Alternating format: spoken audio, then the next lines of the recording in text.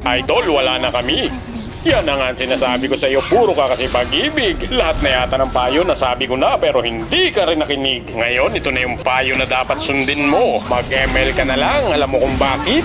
Halika rito, ipapaliwanag ko sa iyo. Sa ML, kapag nag-pick ka ng hero kung wala namang ibang gagamit, siguradong makukuha mo yan. Pero kapag yung tao pinili mo, napakahirap makuha kahit hindi naman nakaban. Yang jowa mo, kapag araw-araw kayong magkasama, siguradong magsasawa yan sa iyo. Ang ML, hindi magsasawa sa iyo kahit maghapon ka pang maglaro. Kayo naman girls, binibigyan ba kayo ng mga jowa nyo ng flowers saka ng Toblerone? Ay, sa ML kahit talo ka, bibigyan ka ng chocolate ni Moonton. Yang jowa mo, lagi na lang galit sa'yo, ang bilis maubos ng pasensya. Nako sa ML, magbuo ka ng enchanted talisman, hindi ka mauubusan ng mana. Yang jowa mo, kapag may ibang lakad, hindi nagte-text, hindi nagchat-chat, hindi siya nagpapaalam sa'yo. Si Moonton, kapag may binabago sa laro, laging nag-update sa'yo. Kaya naman, mag-ML ka na lang, yan ang mapapayo ko sa'yo. Habulin mo na lang yung star kaysa habulin yung maling tao. Kapag may jowa ka, bata ka mag-overthink, lalong manghihina ka. Sa ML, magbata ka sa rank game, siguradong lalakas ka. Okay lang sa ML kahit paglaruan mo siya ng paglaruan.